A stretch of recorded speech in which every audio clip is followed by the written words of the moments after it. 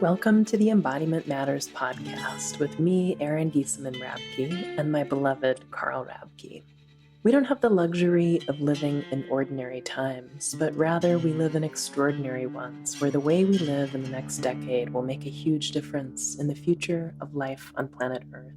We aspire in this tapestry of rich conversations drawn from a variety of wise perspectives to share resources to help you embody the wisdom, compassion, and skillful actions that are needed during these times. You can find out more about our classes and sign up for our newsletter at embodimentmatters.com. You can also become a supporting member of our podcast with a small monthly donation. Look for Embodiment Matters at patreon.com.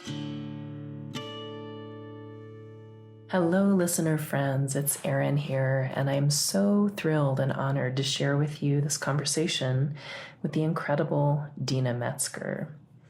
I would encourage you to check out Deena's website, which is DeenaMetzger.net, DeenaMetzger.net, where you can read and learn and tune into so many worlds of Deena's work currently and her incredible history. I met Deena, I believe it was in 2015, and my life has been continuously changing since. She is a powerful, wise elder who asks fiercely loving, hard as hell questions, and I absolutely treasure her for that.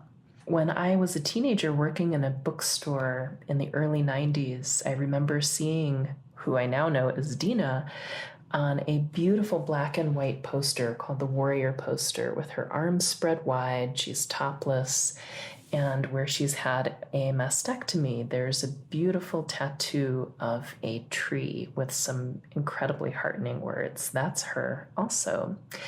Deena has written many, many books, has a long history in academia, including an academic freedom case in 1969. She has done so much, continues to do so much, and I just can't say enough about how grateful I am to be a mentee of hers and to have her wisdom in my life and to be able to share her with you. Carl and I have been studying the 19 Ways with Deena over the past year intensively and are continuing to do so. And wow, what else can I say? Her work with elephants and writers, healers, and more. Her current work is envisioning a new and viable future for all beings, considering new forms of peacemaking, healing, and sanctuary for all beings is encoded in the 19 Ways. Essential to the 19 Ways are respecting and restoring Indigenous ways, the Pathless Path, and the No Enemy Way. She also works with writers to develop the literary voices essential for our time and what she calls the literature of restoration. And she's also a mentor to those who are seeking their own paths to be healing presences for the future. For many years, Deena has lived at the end of the road, at the edge of the wild, in Topanga Canyon, California, with various animal companions. In this powerful conversation, we talk a lot about the 19 Ways to a viable future for all beings. There's so much to unpack in the 19 Ways, including community, working with dreams, working with the understanding that spirit exists. Oh, there's just so much. I'll invite you to dive in and listen to her speak about it. We also talk about, this was just so powerful for me to hear, and I haven't been able to stop thinking about it, what she wishes for all of us. We'll often ask at the end of a conversation, what would you like to leave people with? What would you wish people knew or did or had? And as you could probably guess from the title of this podcast, Deena wishes us heartbreak and the deep love it implies. I also tell a story later in our conversation about an early experience with Deena, which really changed my life forever. A story that had both me and Deena in tears about the key and the begging bowl. We also talk a lot about the deep importance of community for meeting these times. I hope you enjoy this conversation and dive into Deena's world and work. Really, I remember poking around on her website years before I ever met her and being so inspired by her writings about elephants and community and meeting extinction. Actually, those came about after I met her, the extinction writings. But there's much richness and generosity to explore. Thank you so much to Deena Metzger for being in the world and on our podcast, and we hope you enjoy this conversation as much as we did. So, Deena, we are so excited and honored and thrilled to welcome you to the Embodiment Matters podcast. And thank you so much for being willing to have this conversation with us. I'm as delighted as you are. Been looking forward to it. So wonderful. I would love to ask you to start talking a little bit about the 19 ways. Listeners can look, and we'll put a link in the show notes to your gorgeous piece on the 19 ways to a sustainable world for all beings. I just want to hear you talk a little bit about how those came to you and anything you want to say really about that. Well, they came like lightning. They were not something I was thinking about. I was probably thinking about what I was going to teach that year. And suddenly they had to be written down quickly because they came that quickly. And I was very surprised by them because I don't usually think in terms of programs. And yet there was a list of ways that if they were understood deeply and followed together, could take us into a different mind.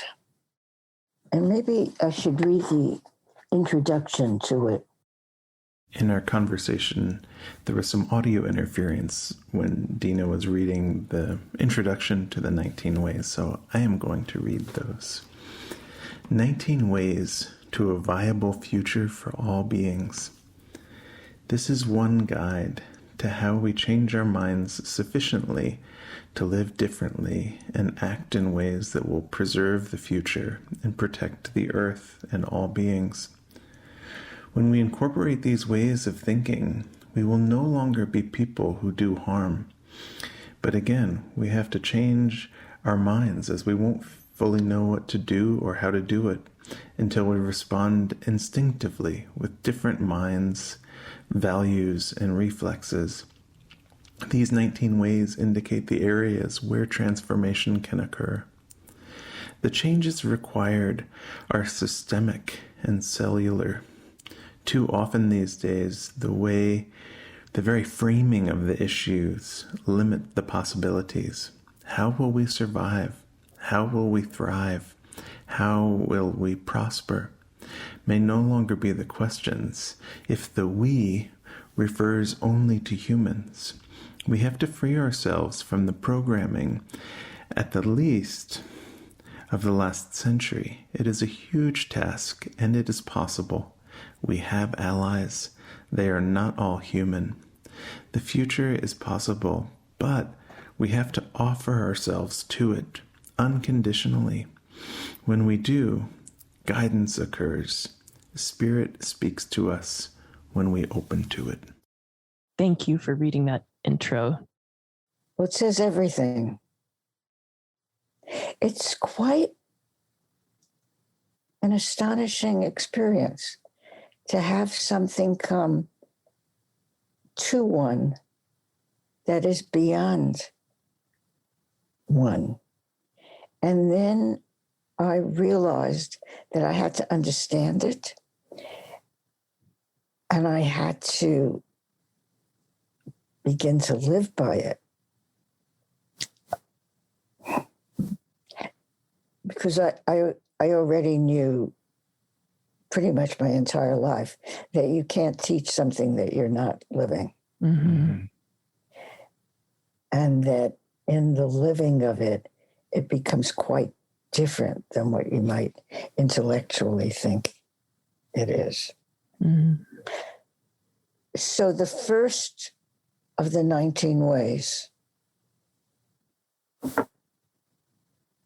was spirit exists. And we could spend a lifetime trying to understand that. And then to live accordingly. So that's the question that I keep asking, 19 ways or not. What is the true nature of the world in which certain things happen? What is the true nature of the world in which spirit exists? Mm-hmm. And how do you know? Not because you were told. How do you know in your true, undeniable body experience? How do you know through your own sense of awe that spirit exists? And how then will you live? So it seemed to me that once I knew that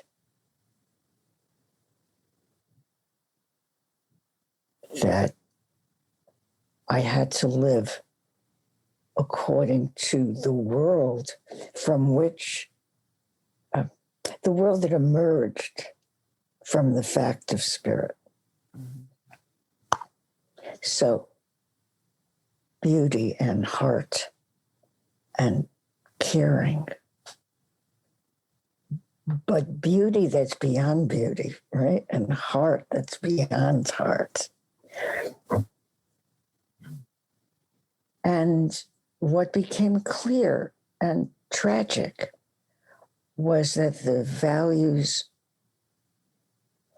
of the culture were in opposition to that. So that's the sadness of the 19 ways, because it requires us to examine the values with which we've been entrained. Mm-hmm. And to live differently. So on the one hand, you're living in opposition. Mm-hmm. You're in grief. And on the other hand, you're connected with this awesome reality. Mm-hmm. So I've been thinking this morning about one of the questions that you asked, which was, how do we change? Mm-hmm. And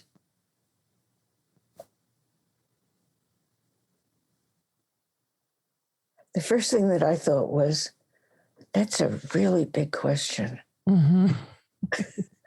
I wonder what I'm going to say. We wonder too. And, what will happen as we think about this together, as we create a field in which we understand these things? And I thought to myself,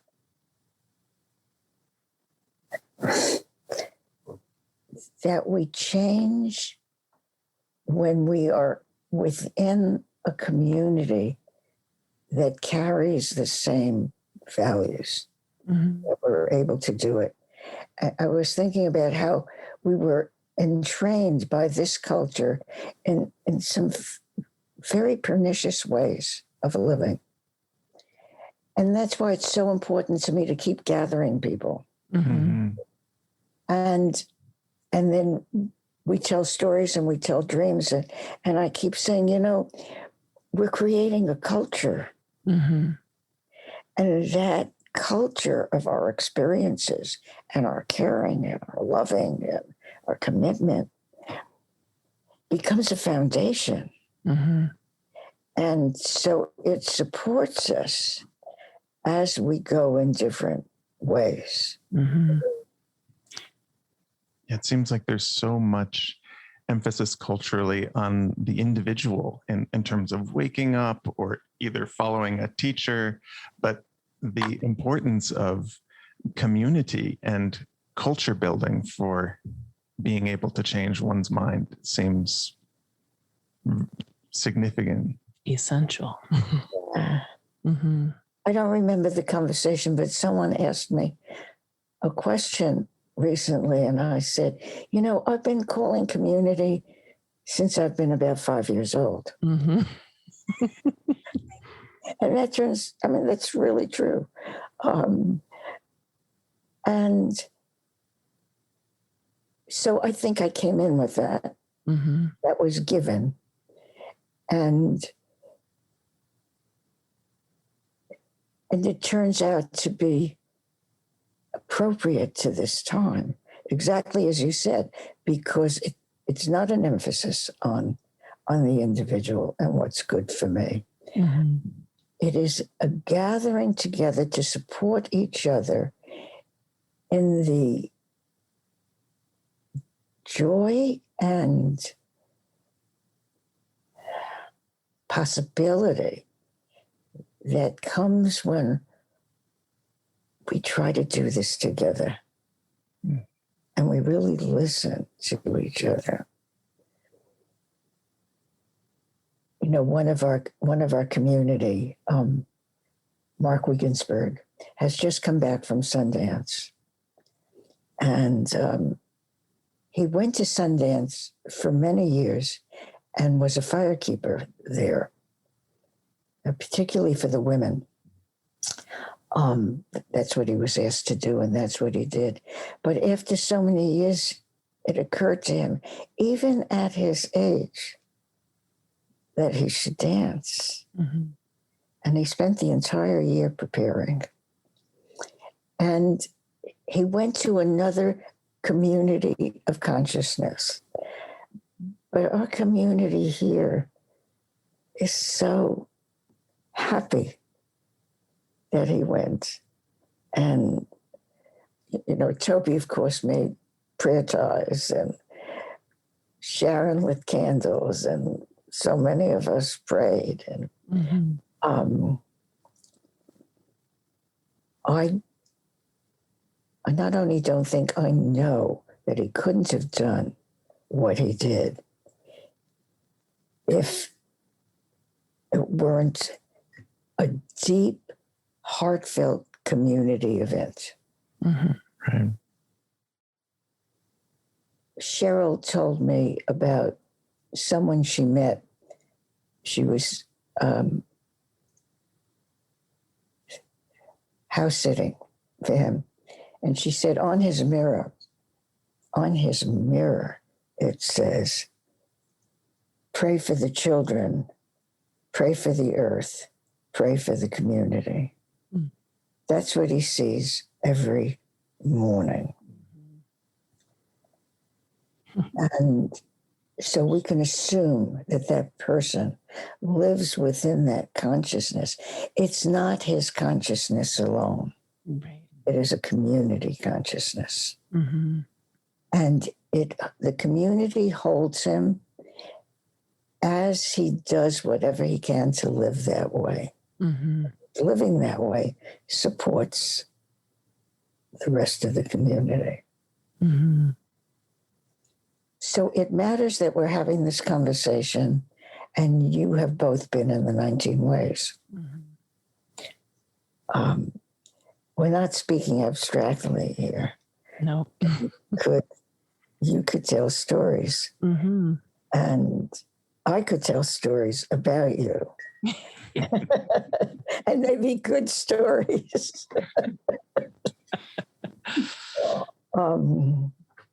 So it's like creating a really fabulous soup where all these elements come in and they cook together. And we are cooking together. We're in the pot together. And before we gather, I think pretty much everyone hopes that a dream will come, not to them, to somebody. and that we'll have yet another gift from spirit. Mm-hmm.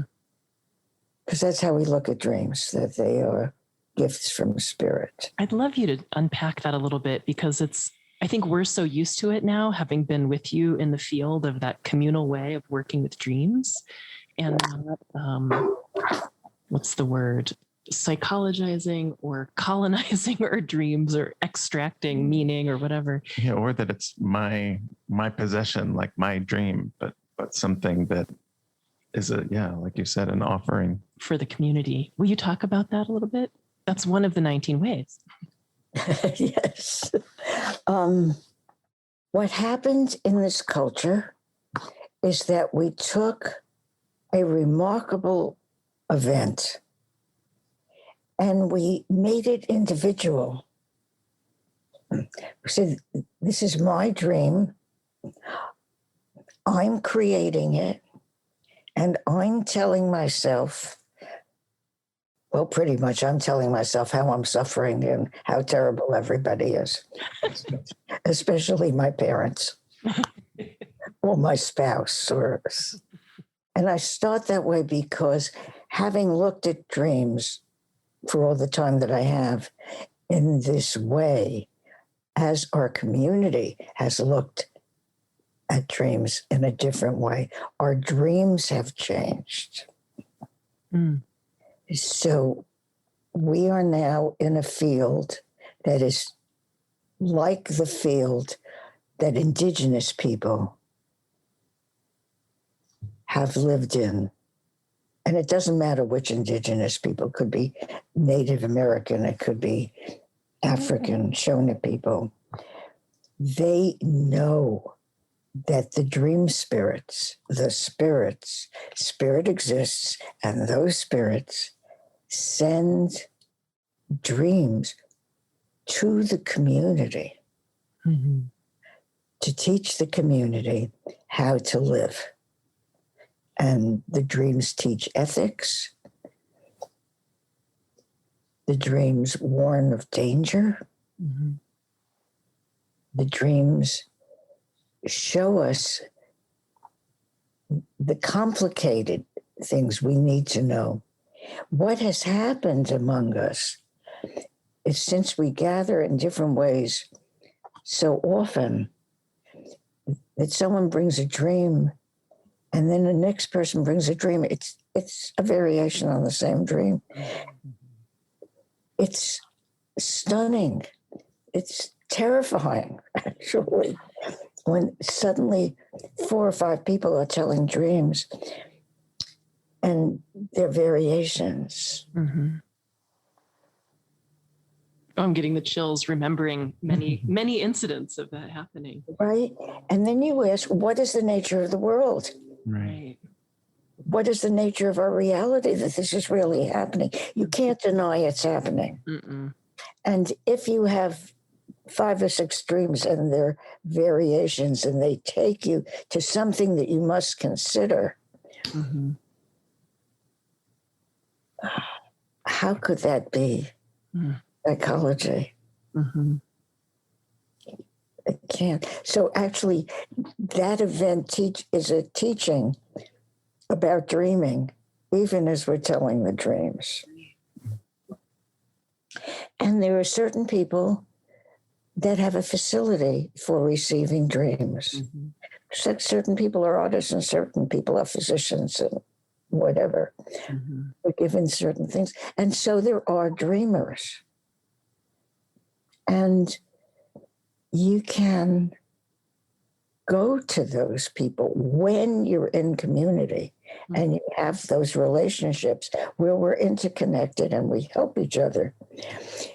You can go to them and say, I'm sick or I'm really troubled and I don't know what to do. Could you have a dream for me? Mm-hmm. So, for example, there's a physician in our community, Karen Mutter, who I met in 2004 at the American Holistic Medical Association.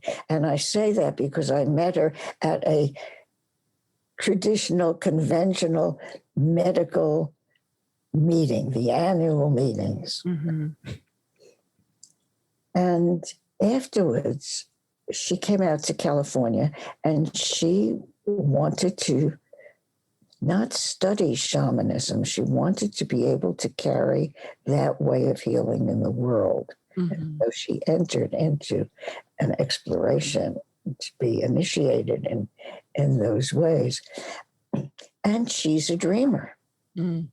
And many of us, she's also a fantastic physician. Mm. But many of us, when we are physically suffering and we're lost, we don't know what to do, we'll go to her for her medical knowledge. But every time she'll say, let me see if I'll have a dream for you this week. Mm. And she once had a dream. I went to her and she said, no, do not take that medicine. Mm. And I didn't. I would like to read about revisioning, which is one of the 19 ways. I'm trying to bring it up. Here it is. Revisioning public institutions of thought and action, imagining and aligning ourselves with revisioned medicine, science, law, education, economic and social systems. For example, a revisioned medicine practices the no enemy way, does no harm, and integrates the combined wisdom, I love this phrase, of medical people and medicine people, assuming the equal relevance of Indigenous, earth-centered, spirit-centered wisdom in all reasoning and thinking processes, changing one's mind. There's so much room for that. And it's so beautiful to hear, this one physician, and I know there's a few physicians in the group that I've been in working with the 19 ways with you. It's a juicy, exciting facet, rooted in the sadness of seeing how harmful the systems are. And that phrase about do no harm, I'm thinking of some of the physicians in our group talking about just simply the amount of waste that's generated in the standard American medical processes. Will you talk a little bit about doing no harm? And I know you could say so much about your own cancer journey and supporting so many other people in healing. Let's just see wherever you want to go with that. Well, let's start with do no harm. Okay. Because that comes to us from Western medicine. That's very basis. You take the oath that you will do no harm. And so to be a recipient of Western medicine or to be a practitioner of Western medicine in the 21st century is to live in a world of harm. And the waste is just the beginning of it. The medicines do harm. Mm-hmm. They pollute the earth in horrific ways. And we speak of all our wars upon different diseases, war on cancer, war on drugs, et cetera, et cetera. So instead of a medicine that is life-giving at its basic thinking, we're in a field of making war, and war does harm. Mm-hmm. So to extend do no harm, it's hard enough to even imagine Western medicine changing sufficiently that it does no harm. Mm-hmm. I really believe that we would treat cancer in entirely different ways if we saw, as I had suggested, the cancer cell as the first victim of environmental degradation instead of looking at it as the enemy that has invaded us, you look at that cell as an incredible victim. And if instead of asking, how can we kill that cell, every researcher asked, how can we restore it to its original function? What a different mind. It would be a very different medicine. We can't imagine it because we didn't go there. But if we spent the same amount of time, money, research on how we could restore it, Mm-hmm. it would change everything in medicine. Mm-hmm. And as I say that, I realize that asking the question of what will restore has become a central question in my mind. And I wish that when I asked it,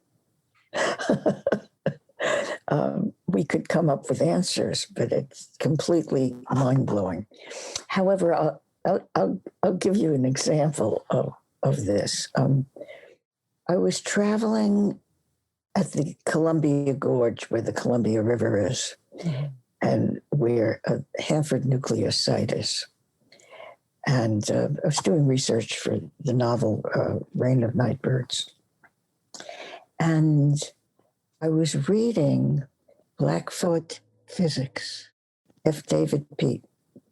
And so I was reading a book in which a physicist is sitting with native people trying to see the relationship between quantum physics and indigenous thinking. But I'm at Hanford, which is the most polluted site in the United States, one of the 10 most polluted sites in the world. Right? You're shaking your head. Like, really? Yeah. Really? Really? And there are a lot of people who are listening saying, really? I don't know this. This is true. But unfortunately, it is true. And we could speak for 3 hours on what happened at that site when I was there. But I was aware that they said they were going to clean it up, and they haven't. And the Columbia River is polluted. And a native man that I was speaking with spoke about how the people who live there, they eat salmon. Mm-hmm. As long as the salmon are there, of course they're threatened, but as long as there are salmon, they can eat them. And what they do is they hang them up, they catch them and they hang them up to dry so that they have them for the season when they're not there. Mm-hmm. And he says at night, they're shining because they're radiant from the radiation. Oh, that kind of shining. That kind of shining. Wow. Yeah. So I decided that I would call F. David Pete in Italy because the book was stunning. Mm. And I wanted to ask him, how could we restore plutonium? Because it was creating all this harm, uranium, plutonium, creating all this harm from being split. Mm-hmm. Well, why don't we put it back together? Mm-hmm. We spend all this time in research thinking about how to split the atom. Mm-hmm. Why can't we spend the same amount of time and intellect and caring on putting it back together? Can't we put everything back together that's broken? Mm-hmm. So in some way that has become like an essential question that I keep asking. David Pete died before we really could pursue it. And I don't know that he was really willing to tolerate, to hold the question. But we did hope to continue to talk about it. Mm-hmm. That gives me hope. So if you've done harm by breaking something, breaking community, breaking the ecosystem, let's put it back. So restoration, do no harm and restoration are two ideas that go together. Mm-hmm. And what's important about these is we don't know the answers to this. So the 19 Ways is a system of inquiry. Mm-hmm. And as you guys know, my role is just to ask you questions and make sure that you really, really attend the question. And when you get the first glimmering of an answer, that you begin to live accordingly. Mm-hmm. There's a phrase you use in writing about one of the 19 ways on divesting from systems of harm, which is, when you really open your eyes, if you're willing to look, it's so hard. It's so heartbreaking. Our clothes are harmful. Our furniture is harmful. Where most of us get our food, other than when I'm pulling it right out of the garden, is harmful. It's overwhelming. So there's a phrase you use about the long and exacting process of bringing our life into alignment with our values. And along with the heartbreak I feel right now as I'm naming that, what a beautiful way to live, to aim in that direction and know there's no perfection, especially when we're embedded in so many harmful systems. I don't know how we could live any other way. I don't understand how we would live in any other way. Mm-hmm. I really don't understand the harm that's done. And I want to distinguish in this moment between the harm that comes from people who are so injured by the culture, which happens increasingly, that they act with violence. It's because they've been driven mad by the culture. And those who sit in our halls of law and government, and those who sit in scientific laboratories and calmly and quietly do such harm. Right. And so we have to have compassion and understanding as we understand the systems. And I suppose people like us, we're comfortable and we're having this conversation and we have the means, and it's hard for us to understand how awful the culture is. Right. But if you look at the mass killings that we've been seeing, if you look at that violence, you have to know that there are those who have been driven mad by it, by this. And yet there are the others, and I don't understand the others. It may seem strange that I could understand how someone would pick up an AK-47 and rage. I can understand that, but how someone can send a battalion to do the most horrific things, or to kill with a drone.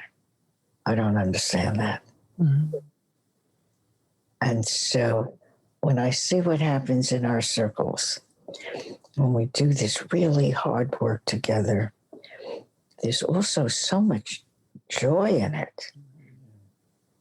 And the joy is in doing it together, Mm-hmm. and what comes and what surprises us, and what we dare. Mm-hmm. Well, it seems that the beauty and ceremony and the connection to the living wildness is what can offer ballast to be able to do that hard work and excruciating work of bearing witness to the suffering of our past, the suffering that we're embedded in, the harm doing of so much of modern lifestyle. Mm-hmm. Well, it's like, the medicine. I know I said to each one of you, okay, well, why don't you just go out to the most gorgeous place in the wilderness that you can find and spend a few days exulting in that beauty and do this really hard work.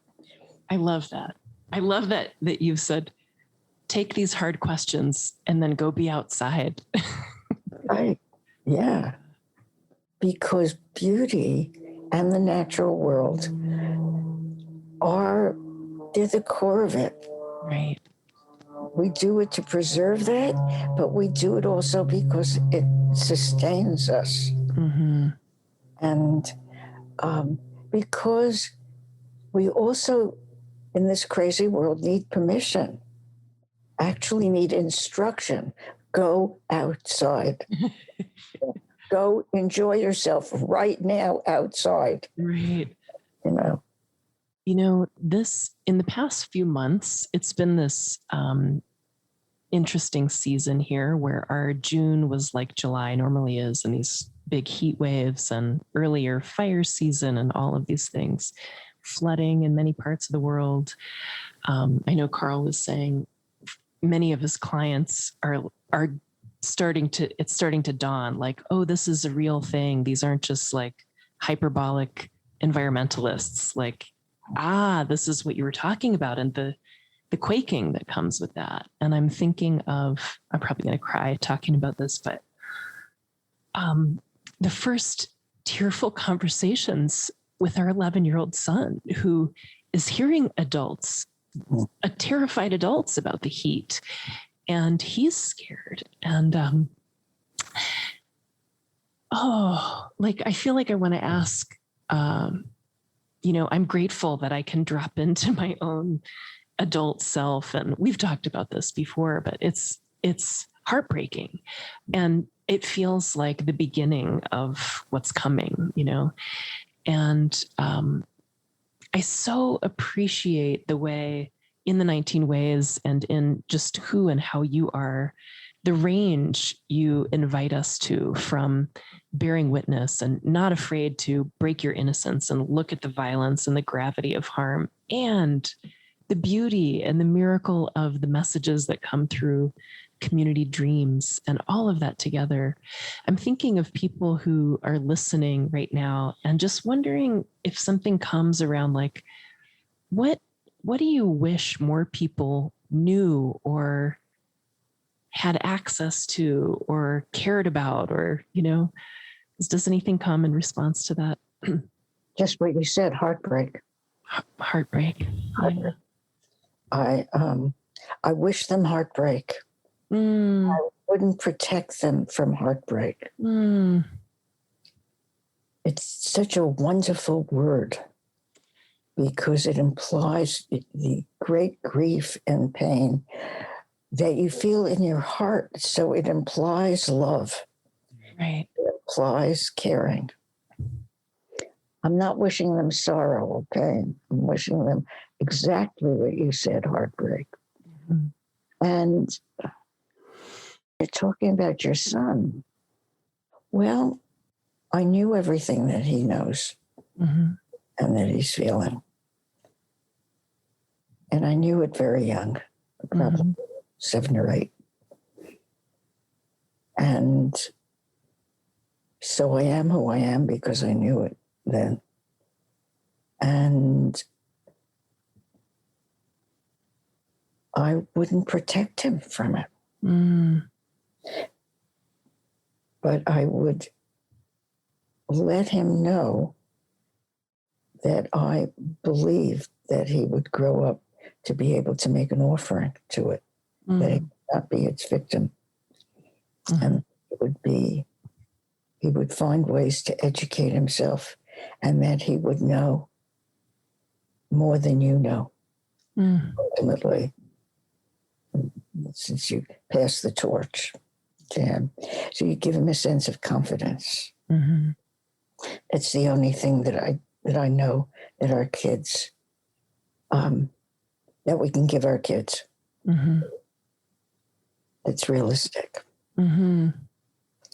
And to tell him that that is realistic, and that he probably knows stuff already, but he hasn't been asked.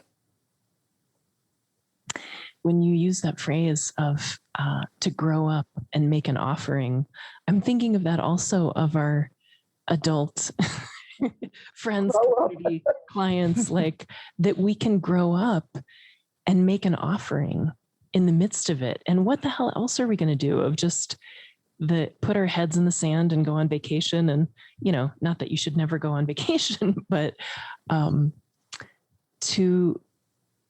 keep contemplating this myself. Like, how can I invite people into this conversation in a way that it's magnetic and actually beautiful, even though it's heartbreaking? Yeah. Because the other is just so avoidant and like fake. Well, it seems that the heartbreak itself is an indicator that the layers of anesthesia and insulation aren't there. And that seems to be such a part of modern life, that we are insulated from the interdependence of someone else's harm. Some ecosystem's harm is our harm. And when something can actually break and pierce, then it's like we're in a relationship and there's something workable. It makes me want to tell a story about you, Deena, can I? And you can comment on this. Your program. Well, hey, all right then. This was the first time I met you in person. It was a called together weekend on your land in Topanga. And, I was sort of new and looking around and what's happening here, and a full range of people speaking their grief and their determination to do something about the state of the world. And we had been working with dreams over the weekend, and this woman came to you and said, I had a dream that you gave me a key. I'm going to cry when I tell the story again too. Can you enact that ritual for us? Like, you gave me a key. Maybe you could walk around the circle and give us each a key. And you calmly sat there quietly, like you are right now, just nodding and listening. And you said, no, I can't give you a key. That would be ridiculous for me to pretend that I have a key to anything, but here's what I have. And you took the dinger out of your singing bowl, the little gong, and you came up to this woman and stood in front of her and just said, this is my begging bowl. And here's what I'm going to do. I'm going to beg you. I care so much about what's happening in the world, and I can't do it by myself. So I'm begging you, will you help? And of course, she said yes. And I was standing a few people away and my heart was racing and I was already crying. Like, I've never been the same since you came around to each of us with your begging bowl. And I feel like I want to give that image to the listeners. They can't see you, but to imagine you, tiny and mighty, standing in front of them with this begging bowl. We don't have a key. We have a begging bowl. And there's something about being in it together and inviting each other to join in that process that is it's heartbreaking in the most beautiful way. And I'm so grateful to you for that. Wow. I was hooked from that moment. You made me cry. Yeah. Because, I guess that's what I'm doing. I'm really spending my life begging everyone Mm-hmm. to do this, Mm-hmm.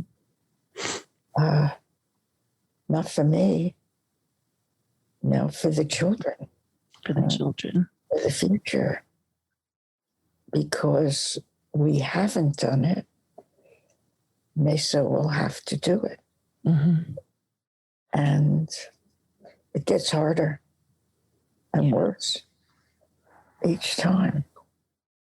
I got a letter from someone who's studied with me maybe 20 years. Mm-hmm. And she said, here's the truth. I always just tolerated what you were saying about the environment. Mm-hmm. Oh, that's Deena, whatever. And you had to deal with it in order to get what else she wanted. Right. And then she said, and now I see it. Now I see It had it. nothing to do with me. And now I see it. Mm-hmm. So it's, and she's frightened. Yeah. So I don't know if she's at Heartbreak yet. Mm. Frightened is not a good enough place. Frightened is a dangerous place. We do all kinds of things when we're afraid. Mm-hmm. But I've always been aware that the feelings around fear are the same as the feelings around excitement. Mm-hmm. And Heartbreak has a similar kind of place. So if we can all go to Heartbreak, which means going to great love, Right. then we will know what to do. Mm.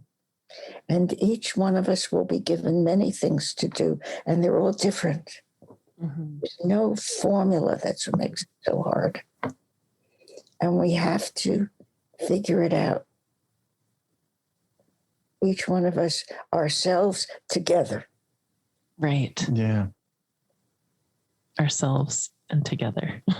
Which also brings me back to, it came up a little bit earlier, but the importance of the no enemy way, because it seems we're at a time now too where there is so much seeding division and people taking the other side as the enemy, or cancer as the enemy, or climate change as the enemy, and how to relate to that, not as some other to be fixed or destroyed, but alone together. You know, it sounds like a cliche, but when I had cancer and I began asking all these questions, and I thought to myself, I must have cancer for a reason. Oh, and then I looked around and I saw all these young people who had cancer. Mm-hmm. I need to know what they are experiencing, what the world is experiencing. And then I started thinking about what is a healing way to meet this illness rather than what is a deadly way Mm-hmm. to meet it. So the idea of the illness as a messenger, which is the very core that started revisioning medicine. What is the message? What are we being taught? Where are we being taken by this illness? And I really did think, among other things, that cancer would teach us that we had to take care of the environment. Mm. Since it began to be clear that that's what one of the major causes of cancer, which became a plague. And now we're in it again, right? We're in it with this virus, which keeps changing because we're not changing. That's my understanding of it. Mm-hmm. We're just, okay, back to normal. And, but in the world, the dialogue, the conversation is not about what is this non-enemy entity trying to get us to understand that how we ought to live so that it would not be created. It's not an enemy. It's very hard in the enemy way. So, you know what I say about the 19 ways? It probably takes about 5 years to begin to really incorporate it. But for me, it's a lifetime. You know, I'm gonna spend whatever life I have left, and I've spent all the time since they came really trying to live in ways that are in accord with the future for all beings. Deena, since we've talked so much about 19 ways, which I love in this conversation, knowing we could talk to you for 3 days about 100 other things, I'm wondering about if you might like or want us to read, you know, we've mentioned a few of the 19 ways, starting with spirit exists and divesting and revisioning. Would you like to read what the Why don't you read? Okay. Why don't you read the ones that feel important to you? Oh, well, they're all important, of course. So, and we have to do them all together. I don't know if it would make sense to read them all. I think we can. I won't read the description of them all. We'll send people to your website, but I'll name them at least so we can have them in the soup pot. A spirit exists, number 1. Community, as we've talked about again and again, how important that is. Counsel, just how we do community. We haven't talked about that, but that's so important. Story, the pathless path, bearing witness, disengagement. 8 is healing war, peacemaking, and the no enemy way. Revisioning is number 9. Indigenous wisdom traditions, number 10. 11 is dreams and divination. 12 is healing. Oh, you might need to talk about 13. Mitaki Oyasin, living according to all our relations. Oh, okay. So that comes from the Lakota Sioux. And now many Indigenous Native American people will say Mitaki Oyasin. The way we say bless you. At the end of a conversation, at the end of a talk, at the end of a letter. And what it means, all my relations. It means everything is my relation. I am related to everything and every being. And it's a reminder, because there are people who say things over and over and over again, not just because it's ritual, habit, but because they need to remember, to understand. So it has always seemed to me that if we simply understood all my relations, we didn't have to understand anything else. We didn't have to learn anything else. That would be enough. In a culture, however, where the family and the community is broken apart and so injured, it's hard to understand all the relations in the way that it existed until this culture became so deformed. It is such a different mind.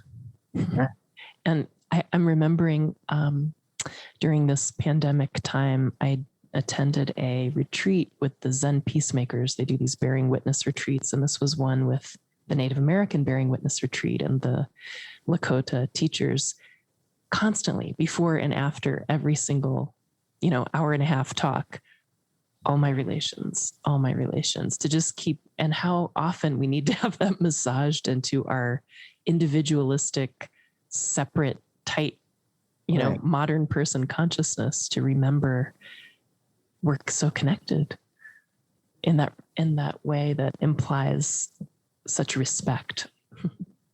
And because we created medicines recently, psychology and physical medicine, that doesn't speak about relationship, Right. but speaks about enemies. Right. That is the distortion in our minds. Mm-hmm.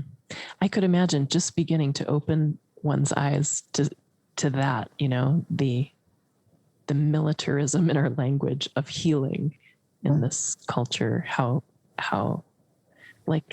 earth shaking that can be. Okay, I'm going to read the last few just so I don't leave them out. 14 is the wild. 15 is the others, non-human beings. 16 is beauty and ceremony. 17 is silence. 18 is sanctuary. And 19 is heart mind. How wonderful. And Deena, thank you for, I imagine you've been this way since you were 5 or younger, but when it sort of blows my mind when I think you're of the same generation as my grandparents, who are like in such a different realm. And it gives me courage as someone who often feels like I'm swimming upstream to recognize how many decades you've been doing that. And I don't know if the word is tirelessly. You sure do seem to have a hell of a lot of energy and stamina, but courageously. A great gift that Spirit gave me, which was incredible energy. Yeah. I know. I feel like we could just go on, and I would love to. And luckily, as long as we live, I'm going to keep hanging around you and doing that, but maybe off the recording. Oh, Deena, we just love you so much and are so grateful for your presence and your work in the world and your books and your visionary way of being. Yeah. I'm wondering, Deena, if you'd be willing to end our conversation with some kind of a prayer or aspiration for the listeners and the world as a closing. Yeah. Well, I thought we did that several times and then we went on. Yes. So this is what comes to me. It's a poem that I wrote a really long time ago. It feels like the right thing. There are those who are trying to set fire to the world. We are in danger. There is time only to work slowly. There is no time not to love. Thank you so much. Thank you all. Thank you. Thank you so much for listening. We hope you enjoyed the conversation. If you enjoy this podcast, it's great if you want to share it with friends or post about it on social media. Also, you could make a donation to support the podcast or find out more information about our classes and offerings at our website, embodimentmatters.com.